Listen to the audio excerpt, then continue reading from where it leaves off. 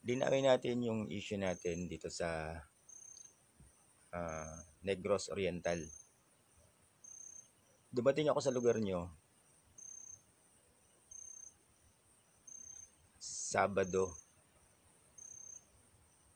November 1 ng hapon. Ngayon, paglapag ko ng port, tinanong ko agad sa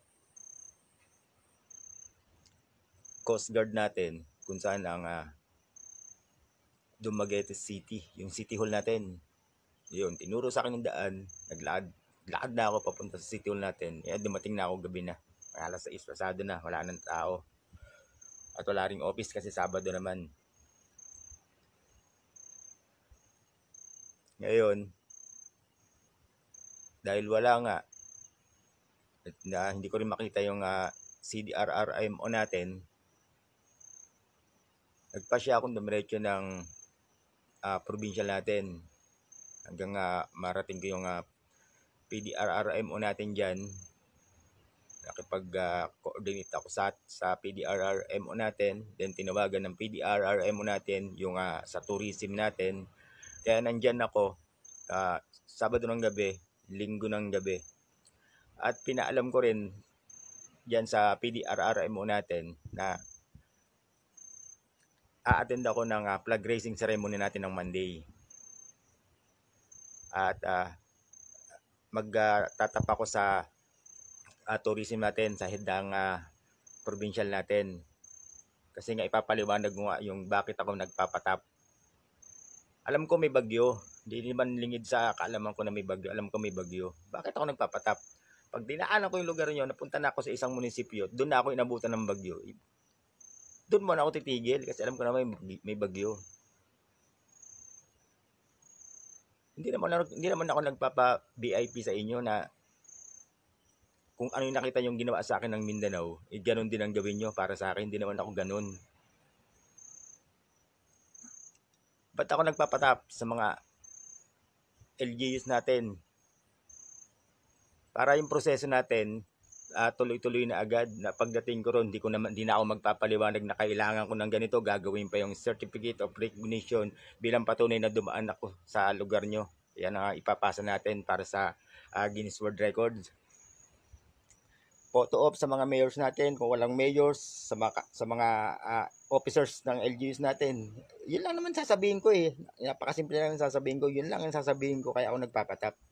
Tapos yung accommodation, sabi ko nga kahit sa MDRRI mo lang, okay na ako doon, wala namang problema sa akin at di naman tayo VIP. Pinipilit nyo kasi nagkaka-VIP ako. Naglibot niya ako sa ano nyo, sa tag dito, yung boulevard nyo, 2 gabi ako naglibot yan. May kasama ba akong personnel? May kasama ba akong MPS?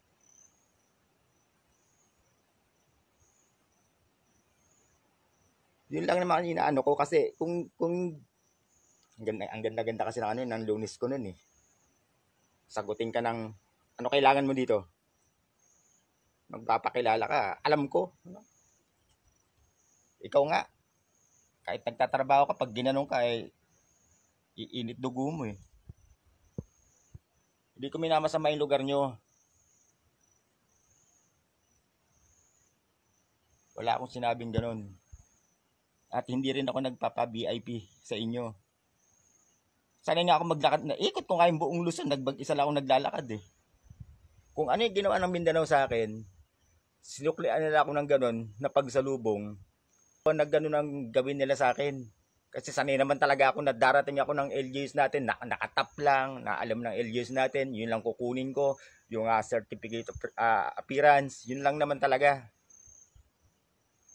Napakasimple lang naman. Yung bagyo, may bagyo naman talaga tayo eh. Wala namang problema sa bagyo natin kasi yung bagyo, taon-taon naman talaga. Saan na magkakasunod pa, tatapos na, andyan na naman isang bagyo. Ang hirap pang intindihin, sabi, magpapatap lang ako. Kung ano-ano na VIP. Ikot nga ako ng ikot sa boulevard niyo. May personal ba akong kasama? May MPS ba akong kasama?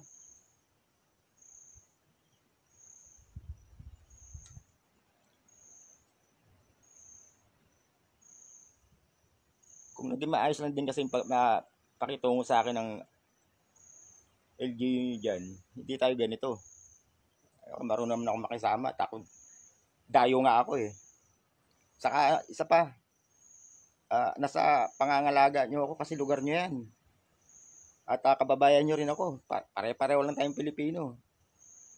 May bagyo, nandyan ako.